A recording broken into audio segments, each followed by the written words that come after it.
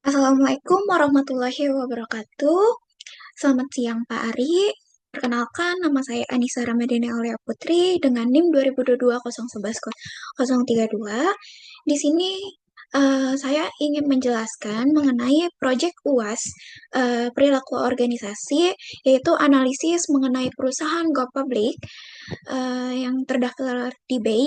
Itu saya memilih PT Kimia Farma. Selanjutnya kita next ke slide yang pertama, yaitu perusahaan go publik yang terdaftar di BI yang mengenai latar belakangnya dari PT Kimia Farma. Jadi PT Kimia Farma ini merupakan salah satu perusahaan tertua di Indonesia, bahkan berdiri sejak zaman penjajahan Belanda, tepatnya pada tahun 1817. Awalnya itu namanya itu NV Chemicalian Handel Radchem Co. Kemudian setelah kemerdekaan, perusahaan ini dinasionalisasi oleh pemerintahan Indonesia dan akhirnya menjadi BUMN. Lalu, resmi menjadi perusahaan publik sejak tahun 2001. Sekarang ini, Kimia Farma bergabung dalam holding BUMN Farmasi bersama Bio Farma dan perannya sangat penting di sektor farmasi ini, di sektor layanan kesehatan nasional. Nah, mereka punya berbagai anak usaha seperti apotek, klinik, dan laboratorium yang tersebar di berbagai daerah, kayak gitu. Nah, visi dari Kimia Farma ini menjadi perusahaan layanan kesehatan yang terintegrasi dan menghasilkan nilai berkelanjutan. Maksudnya, mereka nggak cuma ingin jadi besar, tapi juga ingin tetap relevan atau bermanfaat dalam jangka panjangnya, kayak gitu.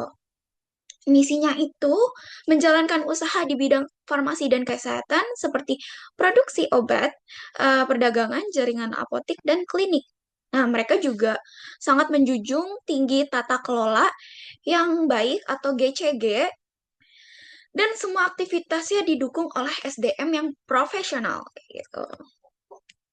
Nah, selanjutnya ini kita lihat dari struktur organisasi yang terlihat di gambarnya itu yang ada saya yang tertera di PPT ini bisa dilihat dari struktur organisasinya. Kimia Farma ini dipimpin oleh direktur utama yang membawahi 5 direktorat utama. Nah, dari berbagai direktorat ini ada direktorat produk, produksi, dan rantai pasok, komersial, keuangan, dan manajemen risiko, dan juga direktorat SDM. Masing-masing dari direktorat ini punya tanggung jawab yang spesifik. Misalnya, direktorat produksi itu bertugas untuk mengatur alur pasokan bahan baku sampai produknya itu jadi kayak gitu. Sedangkan Direktorat SDM fokus untuk mengatur karyawan-karyawannya mulai dari rekrutmen sampai pelatihan juga kayak gitu. Nah, struktur ini dibuat supaya perusahaan bisa berjalan dengan efektif dan efisien. Jadi semua bagian bisa bekerja sama dan saling mendukung satu sama lain untuk mencapai tujuan besar perusahaan secara bersama-sama dan dari amanah kayak gitu. Terus selanjutnya ini ke budaya organisasi. Nah, di sini ada yang menarik nih dari budaya organisasi di PT Kimia Farma ini. Mereka itu mengadopsi nilai akhlak yang merupakan nilai-nilai dasar semua BUMN. Akhlak ini adalah singkatan dari amanah, kompeten, harmonisasi, loyal, eh, adaptif, dan kolaboratif. Nilai-nilai ini nggak hanya dijadiin cuman hiasan di perusahaan, tapi benar-benar diterapkan dan disosialisasikan ke semua karyawan. Mereka bahkan menyebarluaskan nilai-nilai ini lewat pelatihan dan di media sosial, biar kayak eh, nilai-nilai ini tersebar luas di kalangan-kalangan masyarakat kayak gitu. Dengan budaya yang kuat seperti ini, Kimia Farma ingin membentuk perilaku kerja yang positif dan kompak. Jadi semua karyawannya bekerja dengan cara yang sesuai nilai-nilai tersebut kayak dia bakalan amanah, dia bakalan kompeten, dan juga harmonis sesama karyawan, loyal, terus bisa menjalani kolaboratif secara efektif dan efisien kayak gitu. Nah, nextnya itu ada strategi pengelolaan karyawan. Oke, di sini itu jumlah karyawan di Kimia Farma di akhir tahun 2023 bisa terlihat kan di gambarnya itu sekitar 11.461. Nah, perekrutan karyawan ini menurun sedikit dari tahun sebelumnya karena ada program restrukturisasi dan pensiun dini atau istilahnya SHS kayak gitu. Tapi meski jumlahnya menurun, mereka tetap serius banget dalam mengembangkan SDM. Mereka punya banyak program latihan, mulai dari pelatihan eksekutif untuk jajaran direksi, pelatihan kepemimpinan untuk manajer, hingga pelatihan fungsional dan teknis untuk semua karyawan kayak gitu. Bahkan mereka punya learning management systems sendiri dari berbagai akademik internal seperti marketing academy, retail academy, dan banyaknya lagi kayak gitu. Eh, Bisa dilihat dari makalah yang sudah saya buat kayak gitu. Nah, total investasi buat pelatihan ini mencapai hampir 4 miliar rupiah. Jadi bisa kita lihat bahwa SDM ini benar-benar jadi eh, priority atau prioritas penting di perusahaan ini karena eh, untuk memanajemen internal perusahaan itu harus dimulai dari SDM-SDM-nya kayak karyawannya kita harus dilatihin. Jadi ini benar-benar jadi prioritas dari PT Kimia Farma ini kayak gitu. Nextnya itu ada teori yang relevan. Kalau kita hubungkan dengan teori perilaku organisasi, ada beberapa teori yang sangat relevan dengan kondisi kimia farma. Pertama itu ada teori pembelajaran organisasi, karena mereka ini sangat fokus pada pengembangan karyawan, pelatihan, dan adaptasi terhadap perubahan. Nah, kedua ini ada budaya organisasi. Ini terlihat dari implementasi nilai akhlak yang membentuk eh, perilaku kerja karyawan. Terus yang ketiga ini ada teori sistem, yaitu karena kimia farma ini itu organisasi besar yang terdiri dari banyaknya unit dan semuanya itu saling tergantung satu sama lain eh, untuk bisa berfungsi secara efektif kayak gitu. Dan terakhir ini ada gaya kepemimpinan.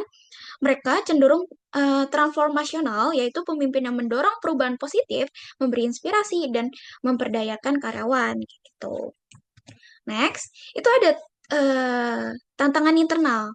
Nah, pasti di setiap PT itu ada tantangan ya kan, tentu saja.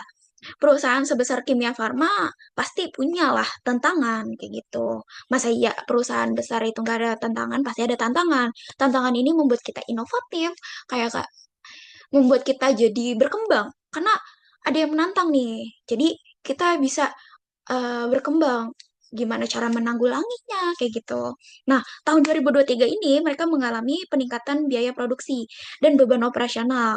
Salah satu penyebabnya ini karena masih tingginya ketergantungan pada bahan baku impor, kayak gitu.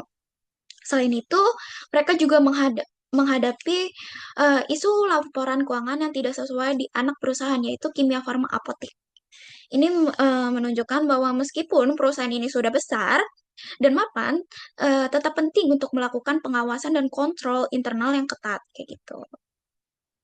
Selanjutnya ini ada perubahan manajemen. Sebagai respon dari berbagai tantangan tersebut, perusahaan melakukan beberapa perubahan dalam manajemen. Ada pergantian di posisi direksi dan komisaris.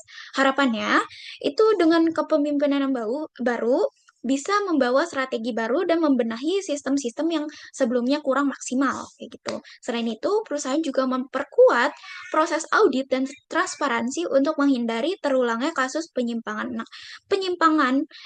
data keuangan gitu. Nah, selanjutnya ini ada gaya kepemimpinan. Gaya kepemimpinan di Kimia Farma bisa dilihat dari beberapa kebijakan yang mereka ambil. Mereka memberikan inisiatif jangka panjang untuk karyawan yang performanya baik. melakukan pengembangan SDM secara konsisten, dan menjaga kesejahteraan karyawan. Ini semua menunjukkan gaya kepemimpinan yang transformasional, di mana pemimpin berusaha menginspirasi dan memotivasi karyawan agar tumbuh bersama. Tapi mereka juga fleksibel.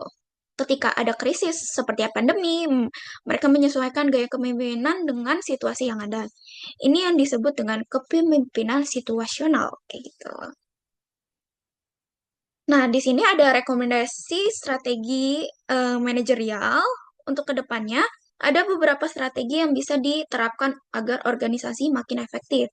Yang pertama itu mempercepat digitalisasi layanan kesehatan seperti aplikasi untuk apotek dan layanan konsultasi online. Karena kan di sini tuh banyak kayak maksudnya kayak jauh ke rumah sakit. Jadi kalau misalnya ada keluhan di malam hari itu bisa melalui aplikasi kayak gitu. Nah, yang kedua itu mulai mengembangkan bahan baku dalam negeri agar tidak terlalu tergantung pada bahan impor kayak gitu. Ketiga, pelatihan khusus untuk manajer agar mereka paham regulasi dan bisa mengelola keuangan yang lebih efisien. Yang keempat itu mendorong kolaborasi antar departemen agar lebih inovatif dalam pengambilan keputusan. Nah, selanjutnya ini solusi manajemen konflik. Di sini tuh ada whistleblowing sistem aktif, kayak gitu. Nah, di sini pokoknya slide pertama itu kayak pentingnya dan solusinya itu ada di slide sebelahnya, kayak gitu. Nah, untuk manajemen konflik, Kimia Farma sudah mempunyai sistem yang cukup baik, yaitu ada sistem whistleblowing, kayak gitu, yaitu saluran pengaduan jika adanya pelanggaran. Ini menjaga transparansi dari pengaduan tersebut. Nah, mereka juga sudah mendapatkan sertifikasi ISO 37001 sebagai bukti bahwa perusahaan serius dalam memberantas suap. Selain itu, perusahaan juga melakukan pendekatan ke komunikasi yang terbuka antar karyawan kalau kita hubungkan dengan teori. Pendekatan ini mirip dengan model Thomas Kliman, di mana perusahaan bisa memilih gaya penyelesaian konflik sesuai kebutuhan. Kadang kompromi, kadang-kadang kolaboratif kayak gitu.